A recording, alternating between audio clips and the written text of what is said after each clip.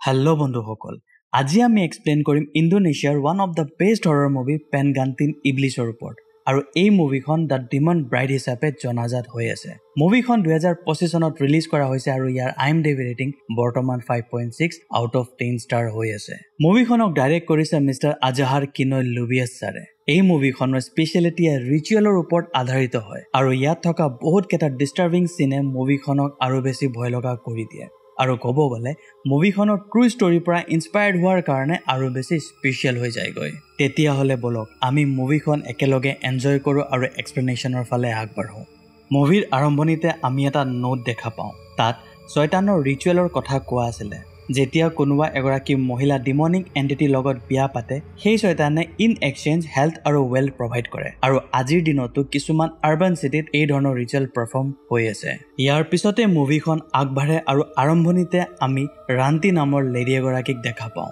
আৰু তাই সেই ডিমনিক ৰিচুৱেলৰ কাৰণে নিজক প্ৰস্তুত কৰি আছিলে। আৰু আমি দেখা পাওঁ যে তেওঁক এগৰাকী তান্ত্ৰিক উপাসকে গোটেইবোৰ প্ৰক্ৰিয়া কৰাই আছিলে। এই প্ৰক্ৰিয়াত এটা কলা মুৰ্গীৰ লিভাৰ আৰু ব্লাড দি গা ধুৱাই দিয়াৰ পিছত ৰান্তিক এটা এন্ধাৰ কোঠাত লৈ যায় আৰু সেই ঠাইত এটা বিচনাত বহাই দিয়াৰ পিছত কিছুমান মন্ত্ৰ কোৱা হয় আৰু অকমান দেৰি পিছতে এটা ডিমনিক হাত আহি ৰান্তিক ধৰি লয় আৰু মুভিৰ চিন ইয়াতে শিফ্ট হৈ যায়গৈ। আৰু ইয়াৰ পিছতে আমাক ৰান্তিৰ লাইফৰ কিছুদিন আগৰ ঘটনা দেখুৱাব ধৰে। এতিয়া মুভিৰ চিন শিফ্ট হোৱাৰ পিছত আমি ৰান্তিক দেখা পাওঁ। তেওঁ নিজৰ family member sister in law Gita আৰু চিটিৰ লগত তেওঁলোকৰ চিকেন শ্বপত গৈ আছিলে। দোকানত পাই চিটিয়ে পাক হাজিৰ কাৰণে ৰেডি হৈ থকা চিকেন বেলেগক দি দিয়ে আৰু সেই কথা ৰান্তিয়ে সোধাত চিটি অকমান ইৰিটেট হৈ যায় আৰু উল্টা ৰান্তিক কথা শুনাবলৈ ধৰে। ইয়াতে আমি চিটিৰ কথা গম পাওঁ যে তাই বৰ্তমান প্ৰেগনেণ্ট হৈ আছে আৰু চাগে সেইকাৰণে সৰু সৰু কথাত অলপ ইৰিটেট হৈ যায়। কিন্তু আমাক এনেকুৱাও লাগি আছে যে চিটিয়ে ৰান্তিক ইমান এটা ভাল নেপায়। এতিয়া আমি ৰান্তিৰ হাজবেণ্ড বাওক দেখা পাওঁ আৰু বৌ এজন চেইলাৰ আছিলে আৰু লগতে তেওঁৰ ছোৱালী নেনাক আমি দেখা পাওঁ। বৰ্তমান ঘৰখনৰ সকলো মেম্বাৰ মিলাই 7জন মানুহ আছিলে আৰু তাৰে ভিতৰত আইতা ডিয়ান আৰু ৰান্তিৰ ছোৱালী নেনা ফিজিকেলি হেণ্ডিকেপ আছিলে। এতিয়া মৰ্ণিঙত নেনা স্কুল যাব ৰেডি হয় আৰু সেই সময়তে বায়ু ব্ৰেকফাষ্টৰ কাৰণে টেবুলত বহি নটিচ কৰে যে বৰ্তমানলৈকে ব্ৰেকফাষ্ট ৰেডি হোৱাই নাই। আৰু আমি বায়ুৰ বিষয়ে ক'ব গ'লে সি হৈছে এক ধৰণৰ এলেহুৱা মানুহ। লগতে সি কাম বন একো নকৰে, নিজৰ ৱাইফৰ পইচা দি ৰুষ্টাৰ ফাইট খেলে বা আমি জুৱা খেলা বুলিও ক'ব পাৰো। আৰু ককাহিকে কাম কৰাৰ কথা ক'লে সি কথাবোৰ সদায় এভইড কৰি দিয়ে।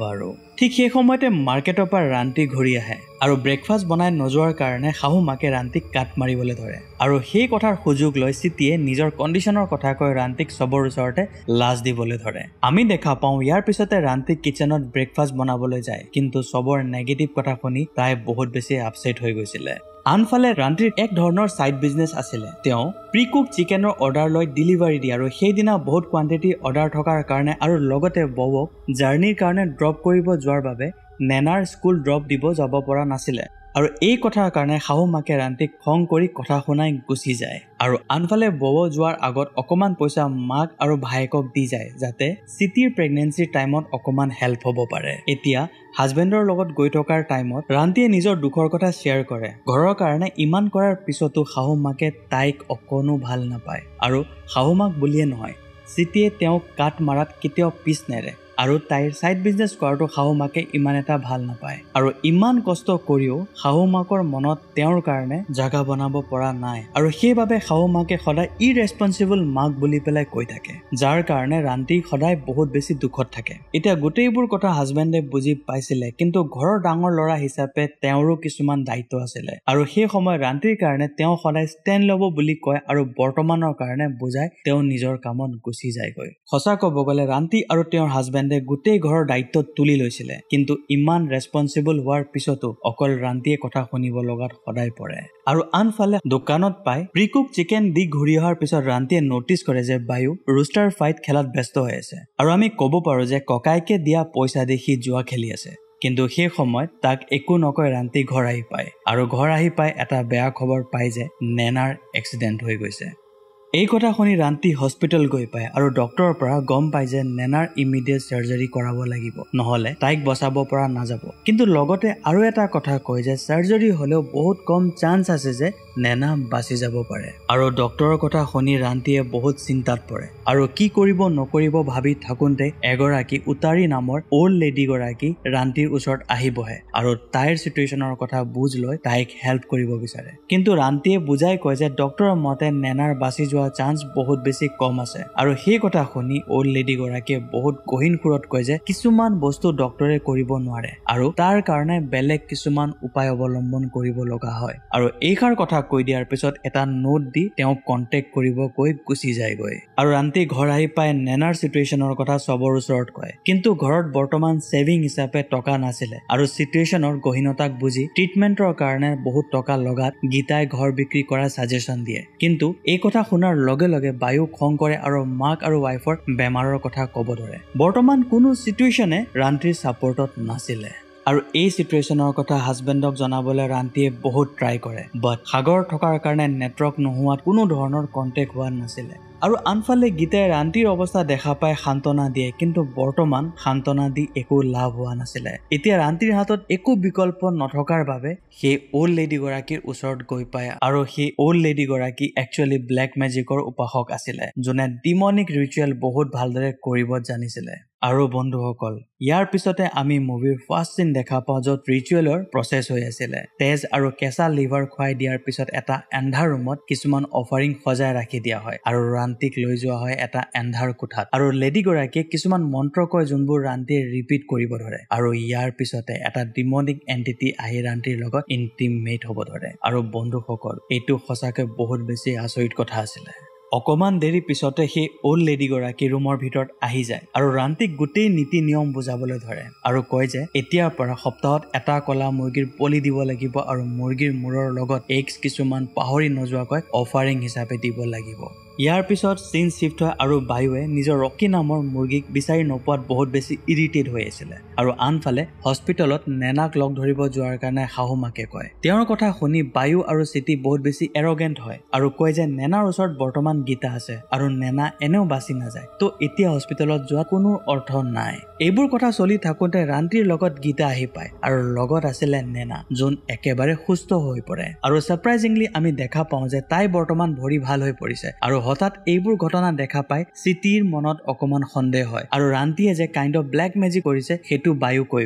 বাট বায়ু এইবোৰৰ কথা কোনো মেটাৰ কৰা নাছিলে, বৰঞ্চ সি ভাল পাইছিলে যে সিহঁতৰ পইচা আৰু ঘৰ বিক্ৰী কৰা ঝামেলা বৰ্তমান বাচি গৈছে। ঠিক সেই ৰাতি আমি গীতাক ৰান্তিৰ ৰুমৰ আগত থিয় হৈ তাইক মাত লগাই থকা দেখা পাওঁ আৰু আনফালে ৰান্তিয়ে আইনাৰ ওচৰত বহি নিজকে ব্ৰাইড হিচাপে দেখা পাই হেপী হৈ আছিলে। নেক্সট মৰ্নিং চিটিয়ে নটিচ কৰে যে ৰাতিপুৱা ৰান্তিয়ে ঘৰৰ খিৰিকী দুৱাৰ গোটেইবোৰ লগাই এন্ধাৰ কৰি লৈছে আৰু এইবোৰ দেখা পাই চিটিয়ে ৰান্তিক সুধিব যায়, বাট ৰান্তিৰ উত্তৰ দিয়া বাদ দি অকল হাঁহিব লাগি গৈছিলে, যোনটো একেবাৰে নৰ্মেল নাছিলে। আৰু সেই সময়তে বাহিৰৰ দৰত কোনোবাই বেল ৰিং কৰা চিটিয়ে শুনা পায় আৰু চেক কৰিব গৈ দেখা পায় যে ৰান্তিয়ে নেনাক স্কুলৰ পৰা লৈ উভতি আহিছে। দুয়োকে এনেকে দেখা পাই চিটি বহুত বেছি আচৰিত হৈ গৈছিলে আৰু চিটিৰ এই ধৰণৰ সাৰপ্ৰাইজ ফেচ ৰান্তিয়ে ভালদৰে গম পাইছিলে আৰু এটা সাৰ্কাষ্টিক স্মাইল দি গুচি যায়গৈ। এইবোৰ ঘটনাৰ পিছত ৰাতি চিটি আৰু গীতাই চিকেন চাফা কৰি থাকোঁতে ৰান্তিৰ চেঞ্জিং বিহেভিয়ৰ কথা কয়, কিন্তু চিটিৰ নেচাৰ গীতাই ভালদৰে গম পাইছিলে। সেইবাবে গীতাই তাইৰ কথা ইগনোৰ কৰি চিকেন চাফা কৰা কামত ফ'কাছ কৰিবলৈ কয়, কিন্তু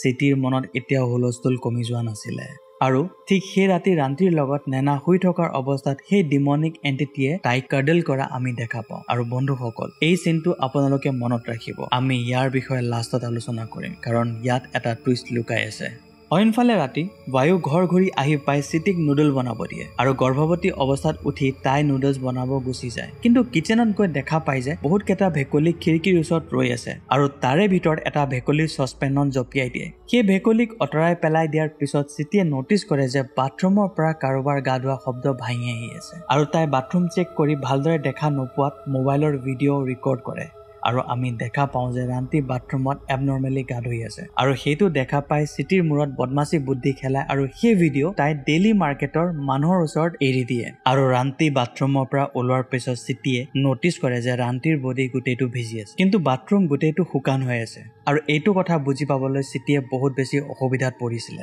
এতিয়া ভিডিঅ'টো লিক কৰি চিটিয়ে কিমান ডাঙৰ ভুল কৰিলে সেইটো তাই অকণো অনুমান কৰা নাছিলে আৰু আমি দেখা পাওঁ যে গীতা মাৰ্কেটত আহি পাই নটিচ কৰে যে সবেই মোবাইল চাই গসিপ কৰাত লাগি আছে চিকেন ডেলিভাৰী কৰাৰ পিছত পাক হাজিক কথাটো সোধাত গম পাই যে কিবা এটা টপিক মহিলাসকলে পাইছে আৰু সেই কথা লৈ সবেই গসিপ কৰাত লাগি আছে আৰু সেই মাৰ্কেটত অকমান দেৰিৰ পিছতে ৰান্তি আহি খঙত চিটিৰ ডিঙিত দা ৰাখি সবৰ ওচৰতে ঘাপ মাৰিব লওঁতে গীতাই ৰখাই দিয়ে আৰু লাকিলি সেই টাইমত তাই বাচি যায়গৈ কিন্তু যোৱাৰ আগতে চিটিক কৈ যায় যে তাই নিজৰ লিমিট অলৰেডি ক্ৰছ কৰি পেলাইছে আৰু ইয়াৰ পৰিণাম তাই ভৰিব লাগিব আৰু অকমান দেৰি পিছতে ৰান্তিক নৰ্মেল হৈ যোৱা আমি দেখা পাওঁ আৰু ইয়াতে আমি গম পাই আছো যে ৰান্তিৰ বডি লাহে লাহে ডিমনে পজেষ্ট কৰিবলৈ ধৰিছে এতিয়া ঠিক সেই ৰাতি এজ ইউজুৱেল বায়ু দেৰিকৈ আহি চিটিক নুডল বনাবলৈ কয় ডেম এনেকুৱা সিচুৱেশ্যনত খানা বনাব কোৱাৰ কথা এজন বহুত স্বাৰ্থপৰ মানুহেহে ক'ব পাৰিব বাৰু চিটি কিচেনত গৈ দেখা পায় যে নুডলছ অলৰেডি বইল হৈ আছে আৰু হঠাৎ ৰান্তিক ওচৰত দেখা পাই তাই বহুত বেছি চক খাই যায়গৈ আৰু সাৰপ্ৰাইজিংলি আমি দেখা পাওঁ যে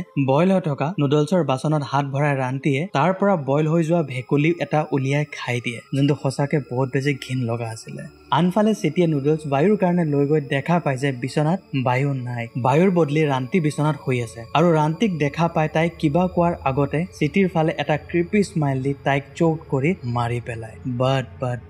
নৰসংহাৰ ইয়াতে শেষ হৈ যোৱা নাছিলে চিটিৰ পেটত হাত ভৰাই সেই অজন্মা শিশুক উলিয়াই খাই দিয়ে উফ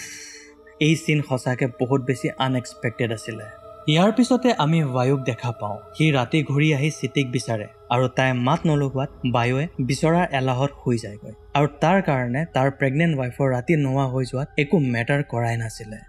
ৰাতিপুৱা চিটিৰ একো খবৰ নোপোৱাৰ কাৰণে বায়ুক তাইক বিচাৰিবৰ কাৰণে কয় কিন্তু সি উল্টা ৰান্তিক ব্লেম কৰি দিয়ে কাৰণ যোৱাকালি ৰাতি ৰান্তি আৰু চিটিৰ মাজত কাজিয়া হৈছিলে আৰু সেইবাবে চিটিয়ে চাগে নিজৰ মাকৰ ঘৰত গুচি গৈছে আৰু এইবোৰ কথা শুনি শাহু মাকে কাজিয়া কৰাৰ কাৰণে ৰান্তিক ব্লেম কৰে আৰু এইবোৰ কথা শুনি গীতাই ৰান্তিক ছাপোৰ্ট কৰে আৰু গোটেই দুখ চিটিৰ ওপৰত দি নিজৰ কামত ওলাই পৰে আৰু আনফালে শাহু মাকে চিটিক ফোন কৰিবলৈ ট্ৰাই কৰে কিন্তু ফোন কৰিব লওঁতে কাৰোবাৰ হেল্প খুজি থকাৰ ফুচফুচনি তেওঁ শুনা পায় আৰু আমি দেখা পাওঁ যে চিটিৰ ঘোষ তেওঁৰ হুইল চেয়াৰ টানি নিজৰ ফালে আনি আছিলে আৰু হুইল চেয়াৰটো নিজে নিজে মুভ হোৱাৰ কাৰণে তেওঁ বহুত ভয় খাই গৈছিলে কিন্তু লাষ্ট মোমেণ্টতে তেওঁ নিজৰ হুইল চেয়াৰটো লক লগাবলৈ সক্ষম হৈ যায়গৈ নহলে চাগে আৰু এটা অঘটন হ'ব পাৰিলে হয় এতিয়া চিন শিফ্ট হয় আৰু আমি নেনা আৰু গীতাক দেখা পাওঁ নেনা খেলাত ব্যস্ত হৈ আছিল আৰু গীতাক গধূলিৰ কাৰণে চিকেন ৰেডি কৰিব গৈছিলে কিন্তু চিকেন আনিব যোৱাত গীতাই কাৰোবাৰ হেল্পৰ মাত ভাঙি থকা শুনা পায় আৰু চেক কৰি একো নোপোৱাত তাই মোবাইলৰ কেমেৰা অন কৰি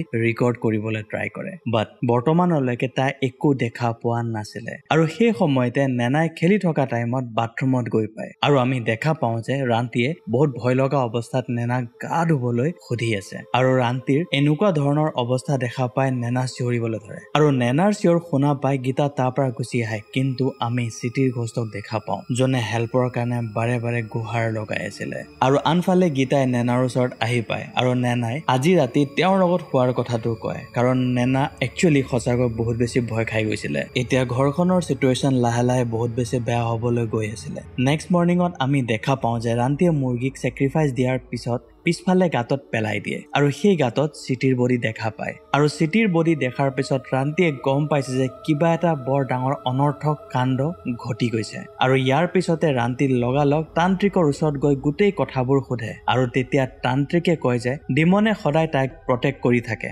যদি কোনোবাই তাইক হাৰ্ম কৰিবলৈ ইচ্ছা কৰে তেতিয়াহ'লে সেই ডিমনে কাকোকে এৰি নিদিয়ে আৰু নিজৰ ৱাইফক প্ৰটেক্ট কৰা সেই ডিমনে নিজৰ দায়িত্ব বুলি ভাবে আৰু সেই তান্ত্ৰিকে এইবোৰ কথা কোৱাৰ পিছত আৰু এটা কথা কয় যে এইবোৰ ইনফৰমেশ্যনৰ বাহিৰে ৰান্তিক কোনো ধৰণৰ বেলেগ হেল্প কৰিব নোৱাৰে এতিয়া চিন শিফ্ট হয় আৰু আমি মাৰ্কেটত বায়ুক দেখা পাওঁ আৰু সি মাৰ্কেটত এজ ইউজুৱেল ৰোষ্টাৰ ফাইট খেলি আছিলে কিন্তু সেই সময়তে সি চিটিৰ ঘোষক দেখা পায় আৰু চিটিক দেখা পোৱাৰ লগে লগে তাইৰ পিছা কৰিবলৈ লয় কিন্তু বায়ুৱে নটিচ কৰে যে সেই জাগাত কোনো নাছিলে কিন্তু আমি দেখা পাই আছিলো যে বায়ুৰ লগত চিটি লগালগ ঘূৰি আছে যেন ক'ব বিচাৰিছে তাইৰ লগত হৈ যোৱা গোটেইবোৰ ঘটনা কিন্তু তাই একো ক'ব পৰা নাছিলে আৰু এইফালে চিটিক বিচাৰি থকাৰ সময়তে বায়ুৰ লগৰ এজন আহি কয় যে তাৰ ৰুষ্টাৰটো মৰি গৈছে। ইয়াৰ পিছতে আমি দেখা পাওঁ যে সেই ৰাতি সেই ৰুষ্টাৰক গাঁতত পেলাব লওঁতে চিটিৰ বডি ফাইনেলি বায়ুৱে বিচাৰি পায় আৰু বডিটো তাৰ পৰা উলিয়াই ঘৰলৈকে লৈ আহে। আৰু বায়ুৰ সম্পূৰ্ণভাৱে ভৰসা আছিল যে এই মাৰ্ডাৰটো ৰান্তিয়ে কৰিছে,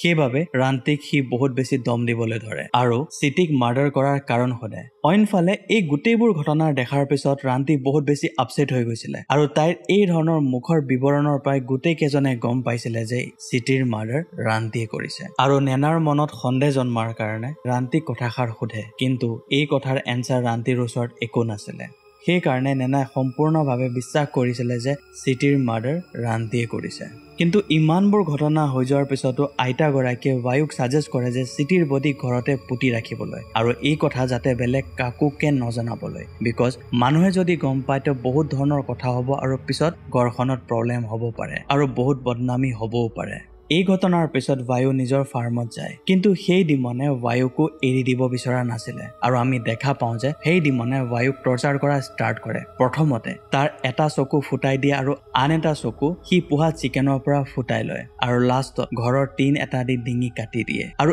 এইবোৰ হৈ থকা ৰান্তিৰ ওচৰত থাকি গোটেইবোৰ দেখা পাই চিঞৰিবলৈ আৰু তাইৰ চিঞৰ শুনা পাই গীতা আহি পায় আৰু বায়ুৰ ডেড বডি দেখা পাই তাই বহুত বেছি শ্বকড হৈ যায়গৈ। আৰু এই ঘটনাটোৰ কথা ৰান্তিক বাৰম্বাৰ গীতাই সুধি থাকে আৰু আমি দেখা পাওঁ ৰান্তিয়ে নিজক ঘৰত লক কৰি লৈছে আৰু গীতাই বাৰম্বাৰ কথা সুধি থকাত ৰান্তিয়ে ৰিকুৱেষ্ট কৰে যে তাইক যাতে কোনো ধৰণৰ আমনি নকৰে আৰু এই কথা ৰান্তিয়ে বহুত বেছি ৰিকুৱেষ্ট কৰি কয় আৰু ৰান্তিয়ে গীতাক কয় যে এই ঘৰখনত গোটেইকেইটা মেম্বাৰৰ ভিতৰত তাইক বহুত বেছি ভাল পায় আৰু তাইক হাৰ্ম কৰাটো নিবিচাৰে, সেইবাবে তাইক কোনো ধৰণৰ অসুবিধা নিদিয়ে আৰু খং নুঠুলায়। এতিয়া আমি আইতা আৰু গীতাক বাহিৰত বহি থকা দেখা পাওঁ আৰু তেওঁলোক ঘৰৰ চিটুৱেশ্যনৰ কাৰণে বহুত বেছি টেনশ্যনত আছিলে আৰু সেই সময়তে গীতাই এডভাইচ দিয়ে যে কোনোবা হাকিমক মাতি আনি ইয়াৰ উপায় উলিয়াবলৈ। কিন্তু মাকৰ এটা ভয় সোমাই আছিলে যে ওচৰৰ লোকে কি ক'ব বা বেলেগে কি ক'ব। আইতাগৰাকী পেৰালাইচিছ বেমাৰৰ লগতে আৰু এক ধৰণৰ বেমাৰত ভুগি আছিলে, লোকে কি ক'ব নামৰ বেমাৰত। আনফালে মাকৰ চিঞৰ নেনাই শুনি চাব যায় আৰু নেনাই দেখা পায় যে ৰান্তি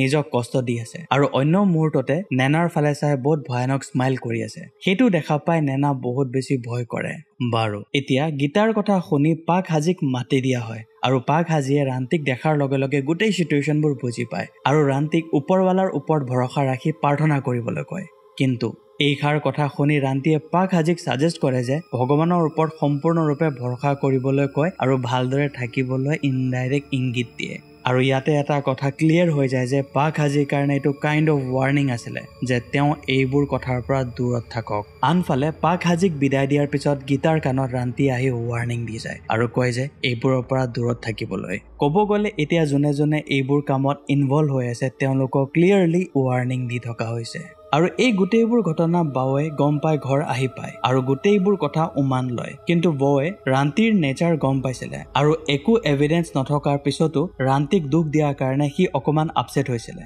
কিন্তু গোটেই কেইজনীৰ কথা শুনি ৰান্তিৰ লগত বৌৱে কথা পাতিবলৈ যায় আৰু আমি দেখা পাওঁ যে ৰান্তিয়ে নিজৰ ৱেডিং ৰিং খুলি ৰাখিছে আৰু এটা কেলেণ্ডাৰত অফাৰিঙৰ ডেটবোৰ ক্ৰছ মাৰ্ক কৰি আছে আৰু আমি কেলেণ্ডাৰৰ ওচৰত গোটেই অফাৰিঙৰ বস্তুবোৰ দেখা পাওঁ। এতিয়া হাজবেণ্ডৰ মাত শুনি তাই কথা পাতিবলৈ মানা কৰি দিয়ে আৰু সেই ৰাতি মাজনিশা ৰান্তিৰ ৰুমৰ পৰা আনপ্লেজেণ্ট চাউণ্ড আহি থকা হাজবেণ্ডে শুনি পায় আৰু চেক কৰিব গৈ দেখা পায় যে সেই ডিমনে ৰান্তিৰ লগত নিজৰ অধিকাৰ শোষণ কৰি আছে আৰু ডিমনৰ লগত সেই আনপ্লেজেণ্ট চিটুৱেশ্যনত দেখা পাই বৌ বহুত বেছি চিন্তিত হৈ গৈছিলে আৰু তাৰ কাৰণে এতিয়া গোটেইবোৰ কথা ক্লিয়াৰ হৈ পৰিছিলে। এই ঘটনাৰ পিছতে আমি গীতা আৰু বৌক হস্পিটেলত দেখা পাওঁ। তেওঁলোক সেই লেডি গৰাকীক বিচাৰি আহিছিলে আৰু গীতাৰ ডাউট আছিলে যে ৰান্তিক এই অৱস্থা কৰাত সেই লেডি গৰাকীৰ হাত আছে। অইনফালে ৰান্তিক চবেই মিলি বাথৰুমত লক কৰি দিয়ে আৰু বন্ধুসকল বৰ্তমান ৰান্তি দেখিবৰ কাৰণে বহুত বেছি ভয়াৱহ হৈ পৰিছিলে। আমি দেখা পাওঁ যে তাইক ভাত দিবলৈ নেনা গৈছে আৰু ৰান্তিয়ে নেনাক ফুচলাব ধৰে যাতে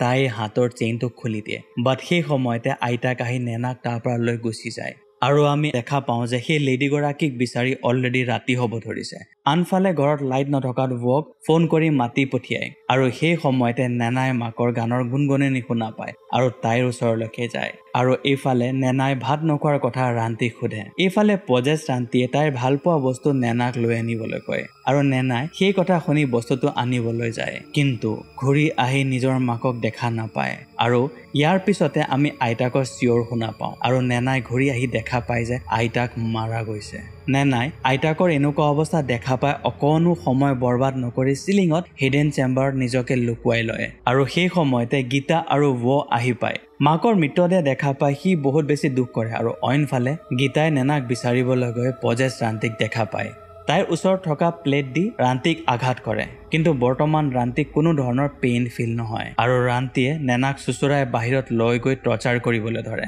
কিন্তু আকৌ সাহস গোটাই এটা ডাঙৰ চিজাৰ লৈ ৰান্তিৰ বুকুত সুমুৱাই দিয়ে কিন্তু এইবাৰো তাইক একো ফিল হোৱা নাছিলে কাৰণ গোটেই বডিটোত ডিমনে পজেছ কৰি লৈছিলে আৰু আনফালে ৰান্তিয়ে নেনাক মাৰি মূৰ্ছিত কৰি দিয়ে আনফালে পজেছ ৰান্তিয়ে ববক ধৰি তাক টৰ্চাৰ কৰা ষ্টাৰ্ট কৰে আৰু বহুত বাৰ চিজাৰ দি ঘপিয়াই মাৰিবলৈ ধৰে আৰু ববৰ নিজৰ ভালপোৱাৰ কথাটো কৈ তাইক ঘূৰি আহিবলৈ বহুত বাৰ ৰিকুৱেষ্ট কৰে আৰু পুৰণা কথাবোৰ মনত পেলাবলৈ ট্ৰাই কৰে ববৰ কথা শুনি ৰান্তি নিজৰ চিটুৱেশ্যনৰ পৰা ঘূৰি আহিবলৈ ধৰে কিন্তু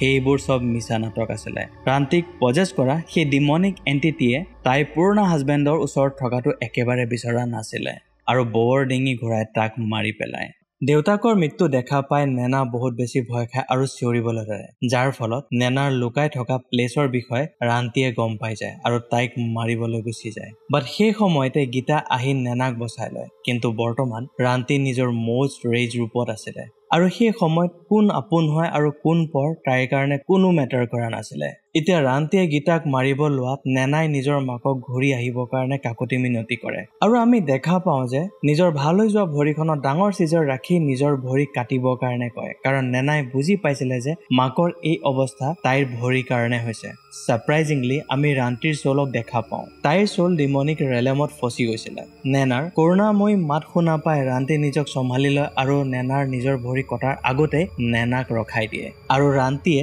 গীতাক এডভাইচ দিয়ে যে যিমান পাৰে সোনকালে এই ঘৰৰ পৰা পলাই যাবৰ কাৰণে আৰু এই সময়ত ইমোচনেল আৰু ভয় লগা দুইটাই পৰিস্থিতি হৈ আছিলে তেওঁলোক দুয়োজন সেই ঘৰৰ পৰা নোযোৱাত ৰান্তিয়ে নিজকে জুই লগাই দিয়ে সেই ভয়ানক পৰিস্থিতিৰ পৰা বাচিবৰ কাৰণে দুয়ো তাৰ পৰা গুচি যায়গৈ আৰু তেওঁলোকক গুচি যোৱা পাক হাজিয়ে দেখা পাই বুজি পাইছিলে যে হ'ব নলগীয়া অঘটনটো আজি ঘটি গৈছে আৰু ইয়াৰ পিছতে আমাক পোষ্ট ক্ৰেডিট চিন দেখুৱায় আৰু ইয়াত নেনাই আকৌ আগৰ দৰে হেণ্ডিকেপ হৈ গৈছিলে আৰু আনফালে সেই ঘৰখনৰ ৱাৰ্ডৰবত ব্ৰাইডৰ আধা জ্বলা কাপোৰ দেখা পাই দুয়ো বহুত বেছি ভয় কৰে আৰু আমি সেই বৃদ্ধ মহিলা উতাৰিক দেখা পাওঁ যোনে তেওঁলোকৰ ওপৰত চকু দি আছিলে আৰু লগতে তেওঁলোকৰ বাবে টেবুলত 2 টোপোলা ভাত থোৱা আছিলে আৰু বন্ধুসকল মুভিখন ইয়াৰ পিছতে শেষ হৈ যায়গৈ এই মুভিখনৰ দুটামান কথা মোৰ মনত চলি আছে যোনবোৰ মই আপোনাৰ লগত শ্বেয়াৰ কৰিবলৈ বিচাৰোঁ মোৰ মতে উতাৰি চাগে কোনোবা কাল্টৰ মেম্বাৰ আছিলে আৰু তেওঁৰ দায়িত্ব আছিল চাগে তেওঁ হস্পিটেলবোৰত গৈ বিবশ হৈ থকা মহিলাসকলক বিচাৰি ডিমনিক ব্ৰাইড হ'বৰ কাৰণে কনভিন্স কৰা কাৰণ তেওঁ ৰিচুৱেলৰ গোটেইবোৰ প্ৰক্ৰিয়া জানিছিলে আৰু সেয়েহে তেওঁ দিয়া ভাতৰ টোপোলা খাই মানুহক ভ্ৰম হয় আৰু সেই কাৰণে চাগে মানুহে নিজৰ প্ৰপাৰ ডিচিজন ল'ব নোৱাৰে আৰু সোনকালে মেনিপুলেট হৈ যায়গৈ আৰু আনফালে আমি মুভিৰ ষ্টাৰ্টিং সিনতে এটা সিন দেখা পাইছিলো য'ত ডিমনে নেনাক কাৰ্ডল কৰি আছিলে মোৰ মতে সেই ডিমনে নতুন ব্ৰাইড হিচাপে নেনাক চাগে চুজ কৰি লৈছিলে যেতিয়া নেনা ডাঙৰ হ'ব ঠিক তাইক ব্ৰাইড হিচাপে নিজৰ কৰি ল'ব আৰু সেই কাৰণে চাগে লাষ্টলৈকে গীতাক ডিমনে মাৰি নিদিয়ে যাতে নেনাক তাই ভালদৰে চোৱাচিতা কৰিব পাৰে আৰু নেনাৰ ভৰি এই কাৰণে আগৰ দৰে কৰি দিয়ে যাতে গীতাই সেই ডিমনৰ লগত নতুন ব্ৰাইড হিচাপে কণ্টিনিউ হৈ থাকক বাৰু ইয়াৰ ভিতৰতে যোনটোৱে তথ্য নহওক কিয় মই ইমানেই প্ৰে কৰি আছো যাতে গীতাই ডিমন ব্ৰাইড হিচাপে অফাৰ একচেপ্ট কৰি নলয় বন্ধুসকল এয়াই আছিলে ডিমনছ ব্ৰাইডৰ মুভিখনৰ এক্সপ্লেনেশ্যন আই হোপ আপোনালোকক মুভিখনৰ এক্সপ্লেনেশ্যন ভাল লাগিলে প্লিজ মোৰ চেনেলক লাইক শ্বেয়াৰ এণ্ড ছাবস্ক্ৰাইব কৰিব যাতে মই ভাল ভাল মুভিৰ এক্সপ্লেনেশ্যন আপোনাৰ ওচৰত আনি থাকিব পাৰোঁ তেতিয়ালৈকে take care and bye by